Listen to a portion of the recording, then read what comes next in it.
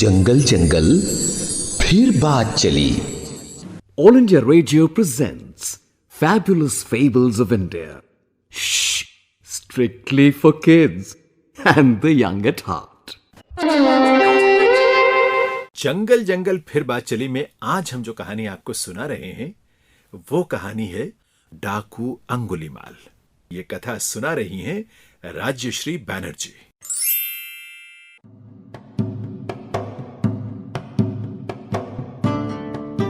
प्राचीन काल की बात है। बौद्धकालीन राजा प्रसेनजीत के राज्य श्रावस्ती के जंगलों में एक दुर्दांत क्रूर डाकू रहता था। उसका शरीर विशाल था। उसके चेहरे पर बड़ी बड़ी मूछें, घने लटियाए हुए बिखरे बाल, बड़े बड़े लाल लाल आग बरसाते नेत्र, कटार से नाखून और उसकी बलिष्ठ भुजाओं ने उसे खूंखार बना रखा था। वो जंगल से होकर जाने वाले पथिकों की हत्या कर देता था और उनके दाएं हाथ की एक एक उंगली काट लेता था।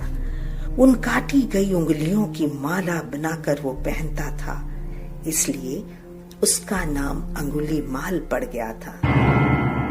आसपास के नगर वासियों के मन में अंगुलीमाल डाकू का आतंक छाया हुआ था।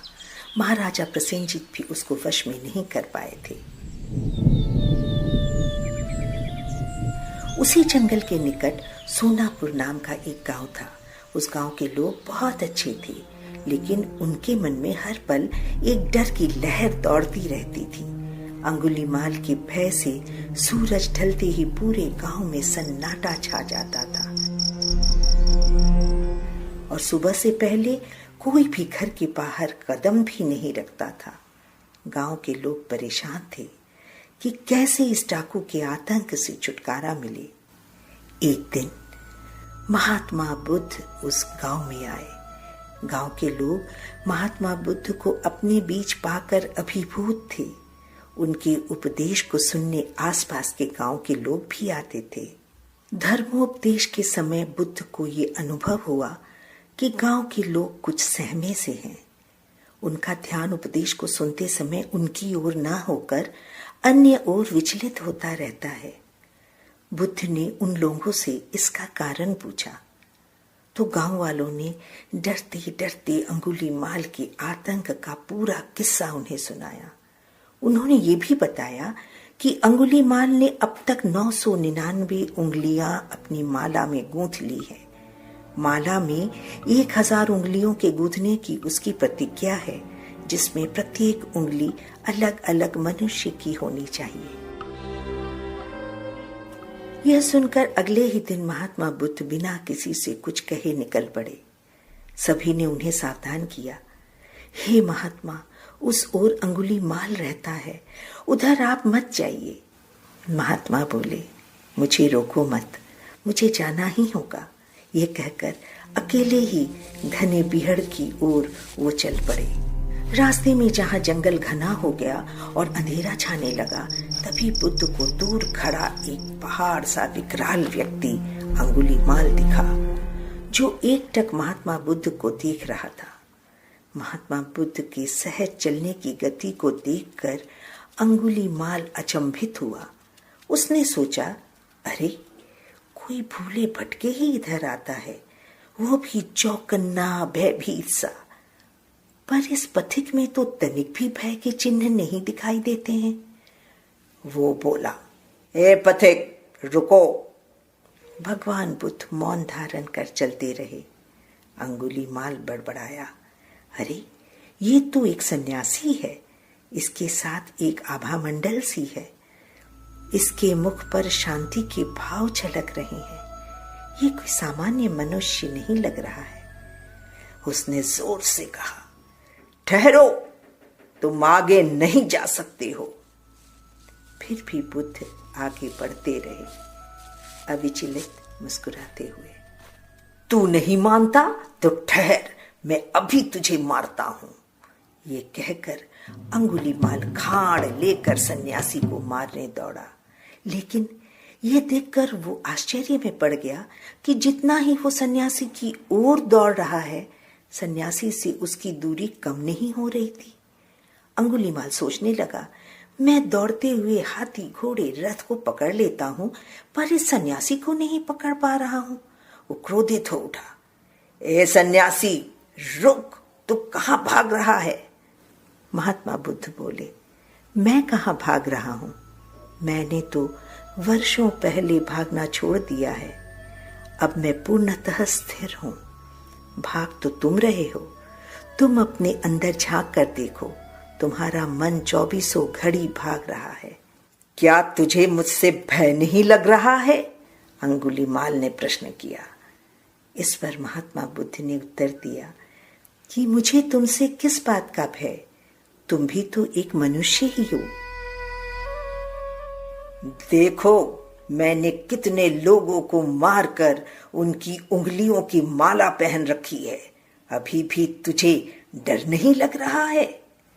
बुद्ध बोले, तुझसे क्या डरना? डरना है तो उससे डरो जो सचमुच शक्तिशाली है। अरे ओ सन्यासी, तुम क्या समझते हो? तुम्हें पता होना चाहिए कि मैं ही सबसे शक्तिशाली हूं। बुद्ध ने कहा, तुम्हें यह सिद्ध करना होगा कि तुम ही सबसे शक्तिशाली हो। तुम पेड़ से एक पत्ती तोड़ कर लाओ। बस इतनी सी बात, मैं तो पूरा पेड़ उखाड़ सकता हूं। यह कहकर अंगुलीमाल ने पास के वृक्ष की डाल से एक पत्ती तोड़ी और बुद्ध को देने के लिए हाथ बढ़ाया। बुद्ध ने कहा, इसे मुझे मत दो, इसे तुम पुनः उस डाल के उसी स्थान पर जोड़ दो जहां से उसे तोड़े हो। अंगुलीमाल झल्लाकर बोला, यह कैसे हो सकता है? जो पत्ती टूट गई उसे पुनः जोड़ा नहीं जा सकता। महात्मा बुद्ध ने कहा, डाल से तुम पत्ती तोड़ सकते हो, किंतु उस पत्ती को उस डाल के उसी स्थान पर तुम जोड़ नहीं सकते। तो सोचो, जिस जीवन को तुम पुनः दे नहीं सकते, उसे तुम छीन कैसे सकते हो? महात्मा बुद्ध की कही बातें सीधे अंगुलीमाल के हृदय को छू गई। उसका अंतर्मन झंकृत हो उठा। ऐसी अनुभूति उसे इसके पहले कभी नहीं हुई थी। उसके शरीर के रोम रोम में न जाने क्या होने लगा।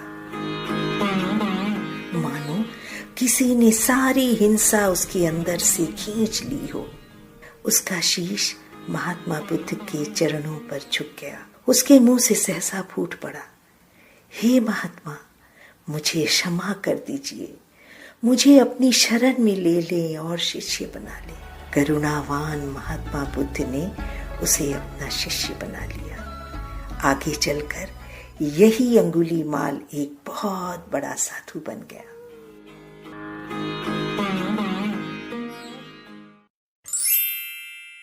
तो ये थी कथा डाकू अंगुलीमाल की। इसे सुना रही थी राज्यश्री बैनर्जी। वैसे इस कहानी को दोबारा सुनने का मन भी तो हो सकता है ना? फिर कैसे सुनेंगे? मैं बताता हूं। आप YouTube में जंगल जंगल फिर बात चली सर्च करेंगे और वहां आपको मिलेगी ये कहानी और दूसरी ढेर सारी कहानियां भी। जब मर्जी सुने, जितना मर्जी सुने, जहां मर्जी सुने। अच्छी बात है ना? पर कल की कहानी भी जरूर सुनना, इसी समय इसी चैनल पर। Okay, bye bye.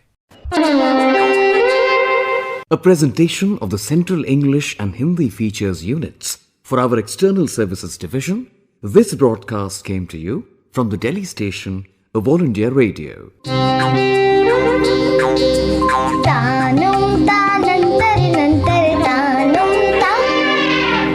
जंगल जंगल फिर बात चली।